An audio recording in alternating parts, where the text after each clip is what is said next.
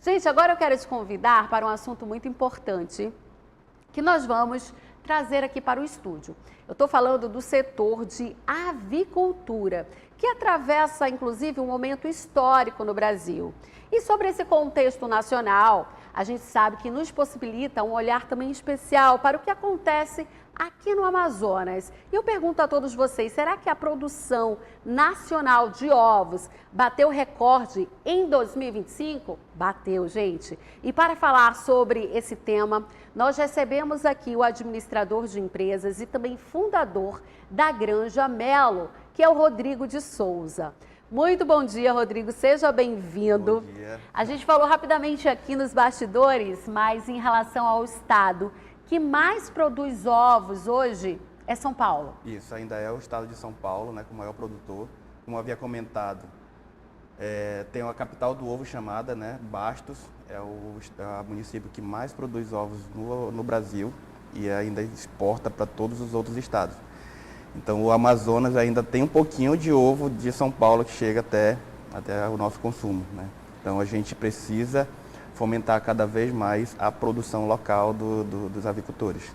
Agora, saindo aí dessa esfera nacional, vindo para a nossa região, quais são os principais desafios hoje em relação à produção de ovos? O principal desafio hoje para o Amazonas ainda é a logística, né? Então a gente vem sofrendo há muito tempo e justamente porque o Amazonas não produz grãos, né? O grão que vem hoje para abastecer toda Manaus, toda a capital e do interior, vem produzido de fora. Ou é Mato Grosso, ou é Santarém, ou é Boa Vista.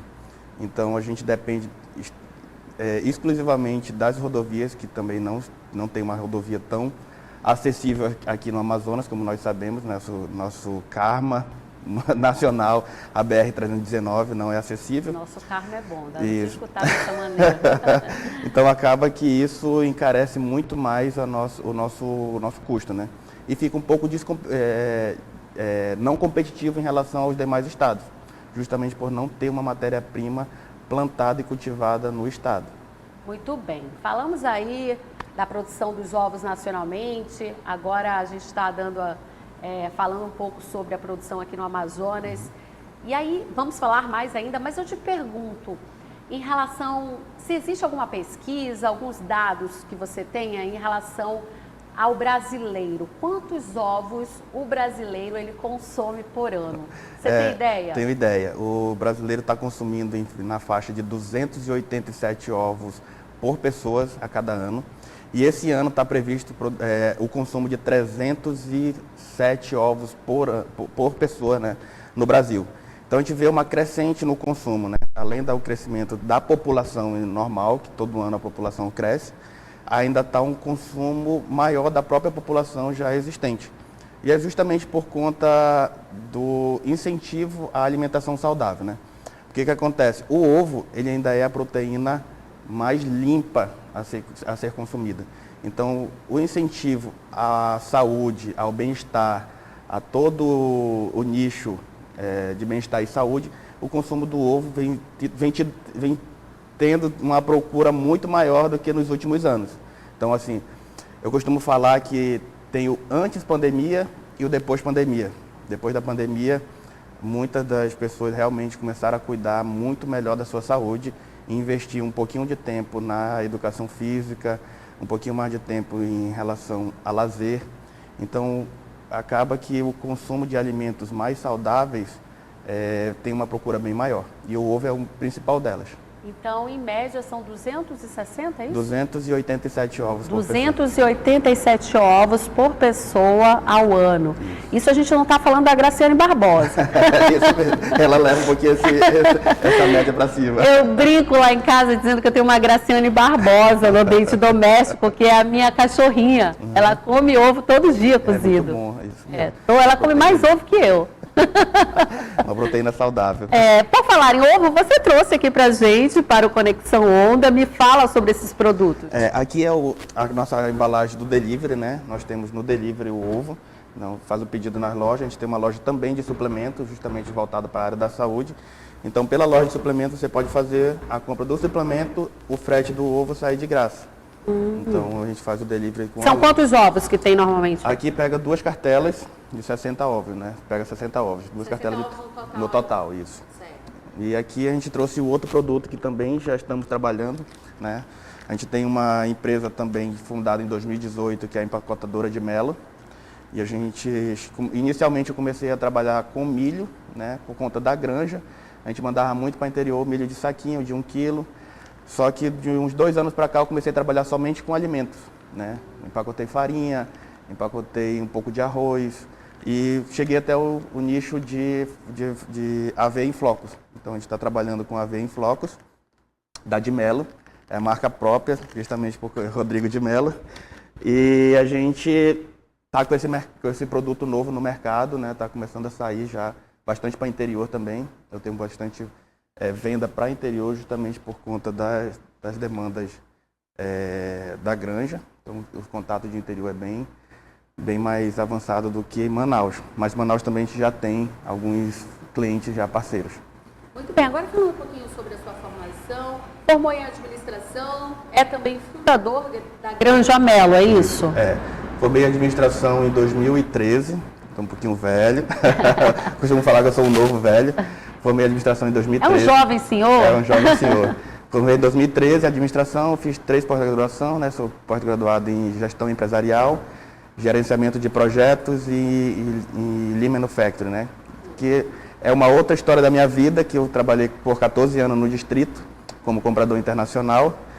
E de lá que veio justamente os trabalhos, as ideias, os investimentos para o primeiro negócio, que foi a granja, em 2015.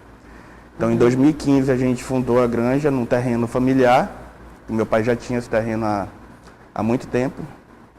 E veio a ideia de realmente empreender, porque eu falo que empreender, você não tem a ideia, você tem o sangue de empreendedor, né? Eu herdei isso do meu pai e da minha mãe, que eles sempre trabalharam por conta própria, e eu sempre tive essa vontade. Então, trabalhei no distrito, me dedicava, e todo o investimento que veio era justamente meu salário e o trabalho, mão de obra minha mesmo, minha e do meu pai, no primeiro negócio, que foi a granja. Então, é suado, é difícil, mas eu acho que o resultado é muito mais satisfatório quando você olha que há 15 anos atrás, quando eu comecei, e tem um resultado diferenciado que hoje você tem.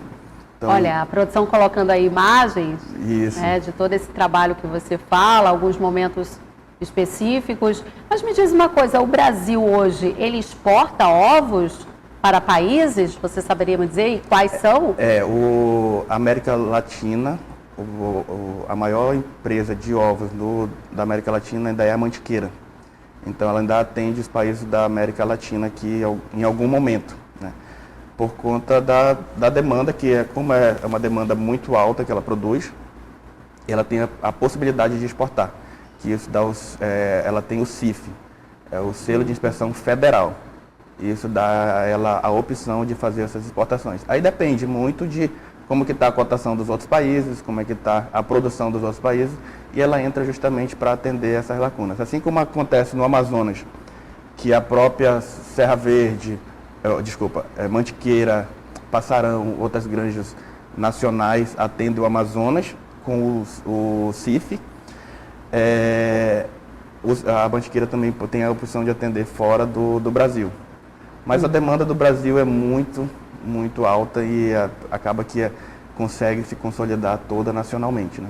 Hoje eu costumo falar que nós estamos integralizados com o Amazonas, com o Brasil, em relação à produção de ovos. Então hoje o preço de São Paulo influencia o preço do Amazonas. Porque se você não estiver ligado ao preço nacional, você acaba ficando disparo e você não tem competitividade de colocar um preço justo no mercado. Exatamente isso que eu iria perguntar. Por que o preço do ovo ele varia tanto? É justamente por isso, né? Em São Paulo é que dita o preço, porque como ela produz muito, se a demanda dela não consome dentro do próprio estado, ela tem a opção de jogar para o restante do país. E ela jogando para o restante do país, os preços vão sendo equiparados com o dela, com a própria produção de São Paulo. E isso acontece diariamente. Então, o que influencia? Cotação da soja, que é commodity, cotação de milho também, que é commodity. Então, variou o dólar, variou os preços do milho e soja. Então, o combustível, que os fretes realmente têm as variações bem altas por conta do combustível, e a gente vê realmente o problema da guerra que está enfrentando e aumento do combustível, isso influencia diretamente o nosso custo. Então, essa é o problema. Então, você acha que o dólar não influencia o produtor lá, o pequenininho, a Granja Melo pequenininha lá em Altazes, influencia, justamente por conta do milho e soja, que é a principal matéria-prima da produção da ração. Então aí a gente pode colocar, por exemplo, alguns gargalos, alguns desafios do setor, como justamente milho e soja que você falou, também a questão da logística, e quais são os demais? A gente, justamente a não competitividade com os outros estados. Eu acho que esse é um dos gargalos pior do Amazonas. Porque o que acontece? Nós não temos área produtiva de grãos. Então essa competitividade fica completamente dispara, né? A gente não consegue ter um preço justo de milho e soja para ter um preço justo no final de ovo. Então quando a gente importa esse milho e essa soja de outros estados, acaba que nós temos um custo muito maior. Você concorda comigo que transportar 20 quilos numa caixa de ovo é mais barato de que transportar 50 quilos numa saca de milho? É muito mais barato no frete. Então, para a gente calcular isso, a gente tem uma forma de calcular que o preço do ovo ele não deve ser maior do que 15, 20% do preço de fora. Justamente porque a gente já perde isso na importação da matéria-prima. Isso é um gargalo que todo produtor aqui no Amazonas enfrenta. Todo produtor, sem exceção. E por falar em Amazonas, em relação à criação de caipira, ainda é forte no interior do estado? Ele perdeu um pouco de mercado justamente pelo controle depois da gripe aviária, né? Então hoje temos órgãos do Ministério da Agricultura e do Ministério da Saúde, que ele nos obriga a ter esse controle. Nós temos uns controles rigorosos dentro de todas as granjas, para justamente não ter a influência aviária que estava ocorrendo nos outros países, que ocorreu nos Estados Unidos e Canadá, e que a gente tomou isso como ação para não vir acontecer no Amazonas. Então, no Amazonas e no restante do Brasil. Então, o controle fica. Você tem que criar elas numa forma mais confinada, não deixar ela ter acesso às outras aves silvestres. Então esse consumo, essa cultura de criação de caipira, ela tende a ter essa redução realmente. E o pessoal migrando para a criação mais produtiva. Agora me diz uma coisa, você que é um estudioso da área, trabalha com ovos, em relação a uma curiosidade de uma cliente, né, que vai ao supermercado, que é dona de casa também. A casca do ovo branca e a casca do ovo marrom. Por exemplo, em relação ao valor nutricional, tem diferença? Ela, na verdade, tem um pouco de diferença. O pessoal fala que o ovo marrom é ovo caipira, mas ele também pode ser cultivado em sistema de granjas. Mas ele tem um valor energético um pouco maior, justamente porque a galinha marrom, que é a brown, que a gente chama, né? E a white, que é a branca, ela consome um pouco mais de proteína, um pouco mais de ração. E, consequentemente, ela passa isso para o ovo. Então, ela tem uma consistência um pouco maior realmente, né? Se você que é consumidor, vai lá, tem essa dúvida, ela tem realmente uma diferença no nível de proteína, no nível de gordura, porque ela tem uma consistência maior. Eu não produzo mais o ovo marrom por um motivo. É uma galinha que tem uma estrutura maior, é uma galinha que consome mais e praticamente é o mesmo valor de mercado. Então, está tendo uma redução, muitos granjeiros estão pensando dessa forma. O que acontece? Numa gaiola que você consegue colocar ali 5 galinhas brancas, até 6, uma marrom você só consegue colocar 4. Então, a área construída é muito maior para alojar a mesma quantidade de galinhas, que seria uma branca como uma marrom. E, às vezes, no preço final, não tenha tanta cultura. Tem gente que realmente gosta do marrom, mas tem muita gente que ainda vai pelo preço, né? Exato. E isso que pesa no final. E o ovo tem que ser um item barato, né? É um consumo barato. Então a gente realmente fica brigando ali para a gente estar sempre com um preço bem competitivo, para ter no final ali para o cliente, ele chegar lá no supermercado e ter uma atratividade por preço, né? Então aquele comercial, uma cartela de ovo por R$10, hoje não dá mais, infelizmente, para vender a R$10. Mas quando eu comecei em 2014 para 2015, a gente vendia uma cartela de ovo a R$10. Então a gente vê hoje, a preço de atacado está R$18, R$19. Então ainda tende a ser um item mais barato, né? Se você for comparar com as outras proteínas, o próprio frango, a própria carne, o ovo ainda é o item mais barato para ser consumido. Eu quero dar um alô especial a todos que estão se movimentando aqui no YouTube. Fabíola de Paula, o ovo faz bem para a memória. Leandro Castro, arrebenta, Graciane Barbosa. Fabíola de Paula, eu amo farofa com ovo e com café. Fabíola de Paula, está linda a nossa apresentadora. Muito obrigada, Fabíola de Paula. Carioca Oliveira, Macapá, Amapá, sempre na audiência. Obrigada, Carioca. Obrigada, Macapá, Amapá. Muito obrigada pelo carinho sempre. Bom dia, doutora Carlinha. Macapá, Amapá, já conectado, prestigiando o melhor programa do norte do Brasil. Grande abraço, Carioca. Um abraço a você. Maria Orailda, bom dia, querida Carlinha. Já estamos ligados diretamente de Macapá, Amapá. Que Deus abençoe o seu dia, assim seja. Maria Orailda, muito obrigada, viu, pela participação de todos vocês. Gabriele Oliveira, bom dia, Carlinha e toda a equipe. Que hoje seja um dia de paz e muitas conquistas. Diretamente de Macapá, Amapá, sempre acompanhando vocês. E temos também uma participação do sul do país, que legal. Suelen de Nazaré Aranha, bom dia, Carla e equipe.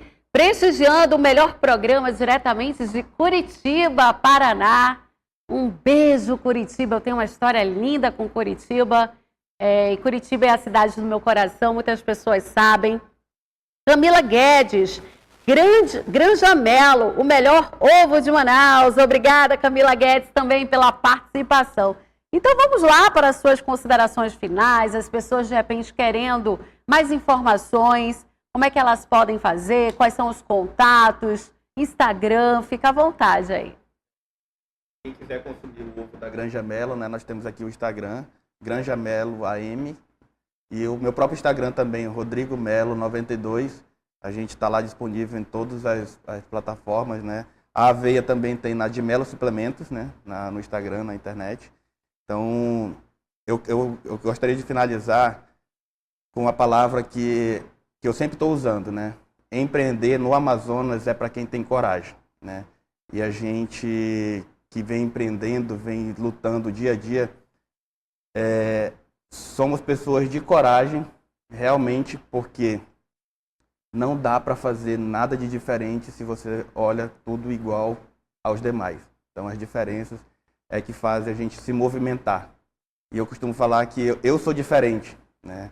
Eu tenho uns propósitos diferentes, eu tenho ideias diferentes, eu tenho objetivos diferentes, porque em 2015 eu tinha 22 anos, quando eu decidi fazer o reverso. Eu estava numa multinacional, trabalhando como comprador internacional e investindo na avicultura. E eu ouvia pessoas falando, tu vai vender ovo? Eu falei, vou. Porque quando a gente tem um propósito, tem um planejamento futuro, a gente não se abala com os comentários, né? A gente realmente foca, e eu costumo falar que o foco é o fundamental para você chegar nos seus objetivos. Então, não desiste se você está passando por algum momento de empreender, que acha que realmente não dá certo, insista mais um pouco, faça os planejamentos, replaneje seus investimentos, porque uma hora vai dar resultado. E tudo nessa vida você tem que esperar para ter resultado. Nada é de imediato. O imediato realmente fica pelo caminho. E quem persiste realmente tem êxito. Muito bacana o seu depoimento aqui, porque muitas pessoas que nos acompanham, tanto pelo canal 8.2 como pela internet, os nossos internautas, estão passando por situações assim. A gente sabe que empreender, como você bem disse, não é fácil no nosso Brasil, são muitas as responsabilidades, são muitos os impostos. E muitas vezes as pessoas ficam com receio, porque tem muitas lojas também que acabam fechando as portas. E aí a gente, como você bem disse, fazer diferente. Porque o mesmo nós temos aí no mercado. Então, o empreendedor o empreendedor, a empreendedora precisa ter características essenciais. Ousadia, precisa agora calcular o risco com toda certeza, não misturar ali o PJ com a pessoa física, porque a gente sabe que isso é base. Mas o que eu quero dizer é que a gente está bem feliz em recebê-lo aqui. Parabéns pela sua trajetória. A Granja Melo, vou distribuir aqui com todos do nosso Conexão Onda, os ovos, tá bem? E muito obrigada mais uma vez pela participação. Eu que agradeço e um bom dia a todos. Agora nós vamos a um breve intervalo, mas a gente volta já já com mais Conexão Onda para você.